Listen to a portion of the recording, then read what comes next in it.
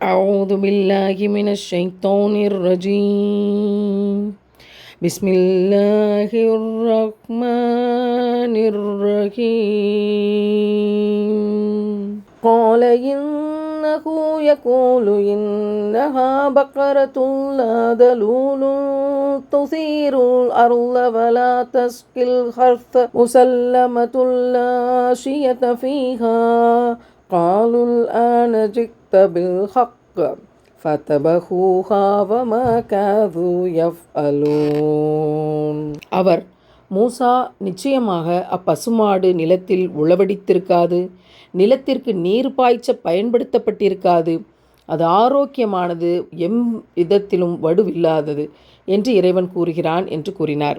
இப்பொழுதுதான் நீர் சரியான விபரத்தை கொண்டு வந்தீர் என்று சொல்லி அவர்கள் செய்ய இயலாத நிலையில் அப்பசுமாட்டை அறுத்தார்கள்.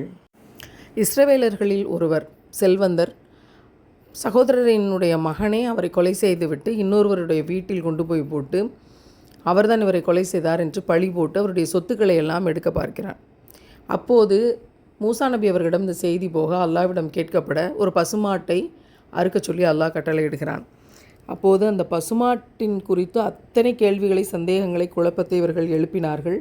கடைசியில் அல்லாஹ் சொன்ன அறிகுறிகளின் அடையாளங்களின்படி ஒரு பசுவை கண்டுபிடித்து அவர்கள் அதை அறுத்தார்கள். ஆனால் அதை செய்ய அவர்களுக்கு மனமே இல்லை என்று அல்லாஹ் கூறியுள்ளான். இது தொடர்பாக இப்னு அப்பாஸ் ரலியல்லாஹு அன்ஹு அவர்கள் சொல்லுகிற போது அவர்கள் அந்த பசுவை அறுக்கக்கூடாது என்று தான் நினைத்திருந்தார்கள். ஆனால் அவர்கள் நினைத்தது நடக்கவில்லை.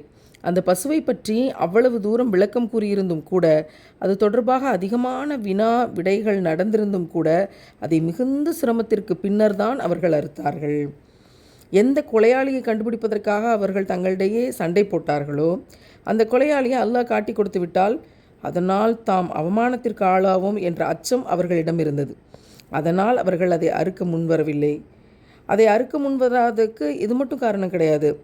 இத்துடன் அந்த பசுவுக்கான விலை கூடுதலாக இருந்ததும் இன்னொரு காரணம். அதுக்கு எடைக்கெடை சமமான தங்கத்தை கொடுத்து வாங்க முன்வந்து கூட அவர் ஒத்துக்கலை. உரிமையாளர் 2 மடங்கு தங்கத்தை கொடுத்து அந்த பசுவை வாங்குகிறார்கள். அந்த பசுவை அறுத்து அதன் ஒரு பகுதியை எடுத்து கொலை செய்யப்பட்ட அவரை அடியுங்கள் என்று கூறினார்கள் மூசா அலைஹிஸ்ஸலாம் அவர்கள். அதை செய்த பிறகு உடனே அவர் உயிர் பெற்று எழுந்தார்.